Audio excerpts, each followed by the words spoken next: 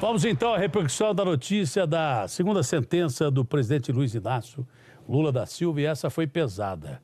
A juíza que ficou no lugar do Moro, cadê os dois? Está aqui, ó. A minha direita aqui, direita minha, esquerda aí, sua.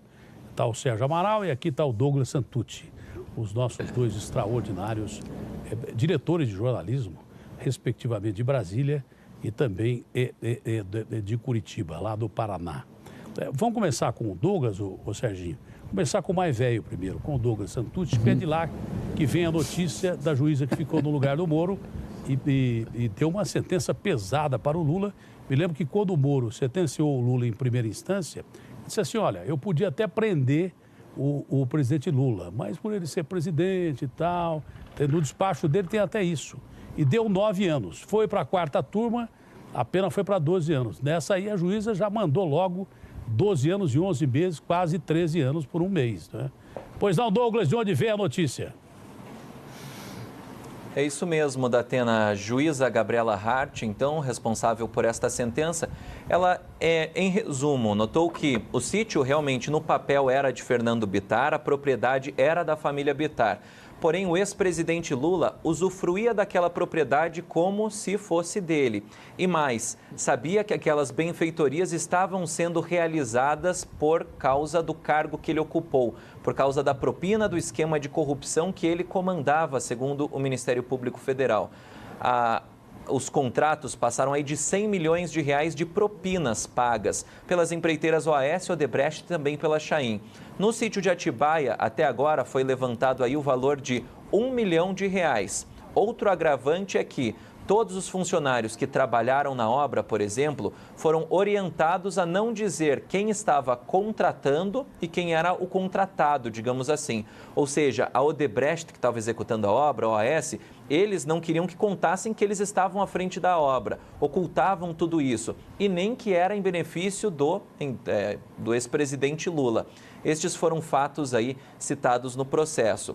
E realmente a juíza Gabriela Hart aumentou a pena, já considerando o entendimento do TRF4 no caso do triplex do Guarujá, que é um agravante ele ser o mandatário do país, ou seja, ter esta responsabilidade, né, como aí mandatário do país, e por causa disso a pena dele já foi aumentada. 12 anos e 11 meses, parte aqui de Curitiba, que é praticamente aí a pena que ele sofreu no caso do triplex do Guarujá, mas em segunda instância. Temos ao todo, então, 25 anos aí praticamente de prisão para o ex-presidente Lula. Tinha muita gente achando que o Lula tivesse algum tipo de progressão de pena na sequência, tipo prisão domiciliar ou coisa parecida. Mas primeiro eu quero saber do Sérgio, né, porque é um super, hiper bem informado da política brasileira. Eu espero que o Sérgio esteja muito bem de saúde. É um guerreiro, é um cara fantástico, é um cara que eu admiro, é uma das minhas referências, com certeza, não só como jornalista, mas também como ser humano. Mas, o Sérgio, a situação do presidente Lula, é claro que vai se agravando juridicamente cada vez mais, né? A situação dele vai ficando cada vez mais complicada, porque é sentença em cima de sentença. E se não houver revisão dessa história de segunda instância, a tendência é que ele permaneça preso. E qual foi a repercussão em Brasília? As pessoas nem estão mais prestando muita atenção nessas sentenças do ex-presidente aí. Opa, Datena, então sim, viu? Eu estava vendo agora a nossa grande Carla Ramil aí, naquele sufoco da tempestade, eu aqui no aconchego do estúdio, com o cabelo sequinho, sem nenhum móvel boiando por aqui, mas acompanhando a hecatombe, a tempestade que foi essa notícia lá no Congresso Nacional. E como era de se esperar, né, Datena? As opiniões se dividem conforme a posição política de cada senador, de cada deputado. Então, logo de cara, logo nos primeiros minutos, depois da notícia da condenação, eu anotei aqui, Datena, a deputada Joyce Hasselmann, né, uma das expoentes do PSL, ela comemorou. Divulgou um vídeo dizendo que é um Brasil novo, um Brasil diferente, onde o poder político não se dobra. E disse, vou comemorar com os parlamentares que pensam no Brasil essa excelente notícia. O também colega dela do PSL, o senador Major Olímpio, disse que nós acabamos de ter mais uma sinalização de que a justiça brasileira da justiça brasileira de que o Brasil está deixando o paraíso para corruptos que dilapidam o patrimônio. Mas aí, na mesma hora, veio o pessoal do outro lado, né? A presidente nacional do PT, deputada Gleisi Hoffmann, e o senador Humberto Costa saíram em defesa do presidente Lula e mais ou menos na mesma linha. Humberto Costa disse que a sanha persecutória a Lula parece não ter fim. E uma segunda condenação a jato foi proferida exatamente quando cresce a possibilidade de Lula ser Nobel da Paz. Lula será sempre maior do que seus carrascos. E por aí vai. Se você quiser, eu tenho mais falas de deputados aqui. Tem tempo, Datena? Tem tempo para você falar, elas vão se repetir de acordo com a tendência, não é? Mas é claro que é importante saber, claro, os caras que nós elegemos estão falando pela nação. E democracia é isso.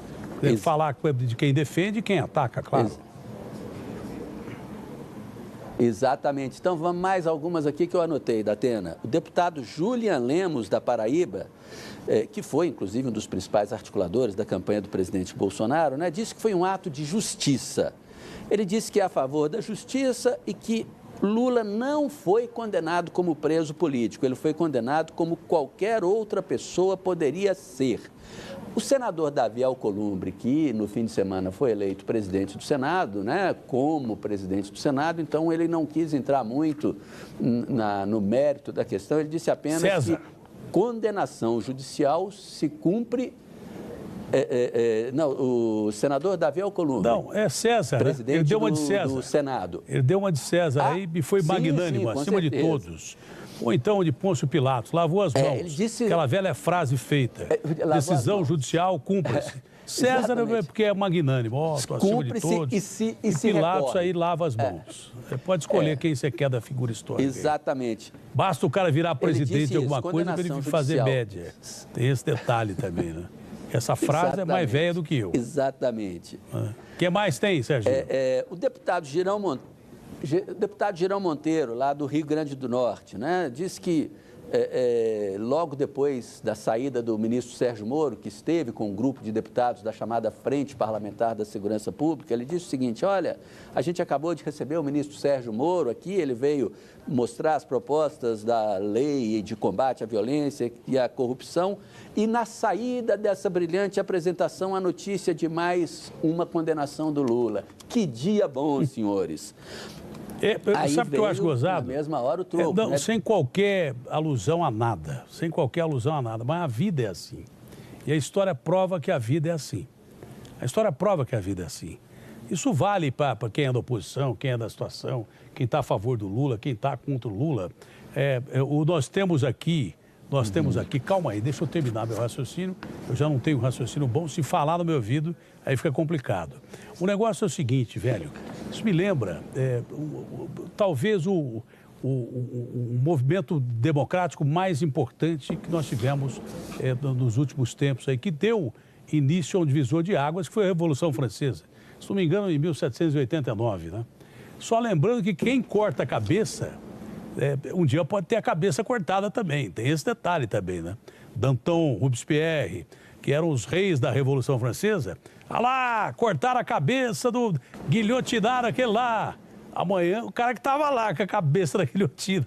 Então, é bom ir devagar com a Andorra aí. Deixa eu fazer só uma pergunta pro Douglas.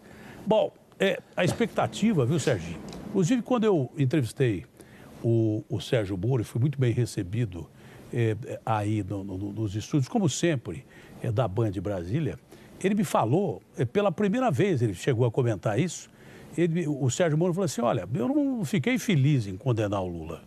Eu não tenho nada contra o cidadão e tal, só que caiu na minha mão o processo e eu fui obrigado a condenar. A frase dele foi destaque em todos os jornais, sites e tal, que ele não tinha ficado feliz em prender o Lula. E agora tinha expectativa de quem ia ficar no lugar dele, que é a juíza, que já mostrou a que veio, né? A condenação que ela deu, né, Douglas? Para muitos pode gerar uma surpresa, para quem não conhece. É uma juíza de primeira instância, como o Moro era um juiz de primeira instância. E se não fosse a Lava Jato, possivelmente estaria ainda em Curitiba, né, como juiz de primeira instância. Ele podia ter escolhido ir para o Supremo, podia ser presidente da República se quisesse, certamente seria eleito e agora é um super-ministro, mas tudo por causa da Lava Jato. Se estavam querendo saber quem era a juíza, parece que hoje ela mostrou a que veio ou não. Eu estou enganado? É isso mesmo, Datena. E uma curiosidade, tem um processo aqui em Curitiba que é anterior ao caso do sítio de Atibaia, que envolve um imóvel em São Paulo, que seria construída a nova sede do Instituto Lula, e um apartamento vizinho do ex-presidente em São Bernardo do Campo. Propina que seria da Odebrecht em benefício de Lula. Só que não foi a juíza que fez o interrogatório e concluiu o processo. Este caso do sítio de Atibaia, ela fez o interrogatório, concluiu o processo e então passou na frente, digamos assim, do outro processo envolvendo o ex-presidente Lula. Tem quantos processos Só para a aí? gente fazer uma conta, olha só, aqui em Curitiba então tem mais esse processo do imóvel em São Paulo e do apartamento do Lula. E em Brasília, na Justiça Federal mais 5, né? do Distrito Federal, mais 4 processos, Datena. Operação Zelotes, que é Caças Gripen, que ele teria beneficiado uma empresa sueca, outro que ele teria beneficiado montadoras de veículos, esticando uma medida provisória, mais um em que ele teria sido comandante do quadrilhão do PT, né, o esquema de corrupção que beneficiou o partido, e temos também aí o tráfico de influência para liberar verba do BNDES para a empreiteira Odebrecht. Sim. Só para se ter uma ideia, Datena, se somar então a primeira condenação do Lula, 12 anos e 1 mês. Segunda condenação, 12 anos e 11 meses. Já concluímos aí os 25 anos de prisão. Se o terceiro processo aqui em Curitiba for mais 12 anos, Douglas, é o seguinte... Nós temos aí 37... A gente podia conversar até amanhã, mas se a gente não liberar os estúdios aí de Curitiba e nem de Brasília, quem vai ser preso somos nós, viu? Verdade. Porque vocês são os diretores. Então, me pedindo, pelo amor de Deus, para liberar os estúdios aí, para preparar os jornais. A gente podia ficar comentando aqui o ano inteiro, mas então estão liberados. É interessante, eu que não mando nada, estou liberando os 2 diretores das respectivas praças. Dá tempo de você falar mais alguma coisa, Serginho? Sim. Eu só queria lembrar, você citou figuras históricas, né? Eu me permito concordar com o que você estava dizendo, usando uma frase lá da minha pequena Guapé, no sul de Minas. Olha, pau que dá em Chico, dá em Francisco. Agora, o que você disse também antes, é verdade, Datena, a situação do Lula a partir de agora passa a ser outra. Porque até então ele era condenado, mas ele era primário, era uma condenação só. Agora já são 2 e, a menos que haja uma reversão, uma reforma da sentença lá no TRF4, aí agora ele vai ser tratado de outra forma pela Justiça. Quer saber? E olha, você provou que é muito mais inteligente e muito mais humilde que eu. Fiquei relembrando figuras históricas e o pau que dá em Chico, dá em Francisco, é muito melhor do que ficar relembrando história aqui. Por isso que você é um jornalista brilhante. Meninos, eu tenho que tirar vocês do ar. Que delícia que é tirar diretor de praça do ar. Aqui eu vou exercer os meus 5 segundos de poder. Tira Brasília e tira Curitiba do ar. Os 2 diretores. Pode tirar.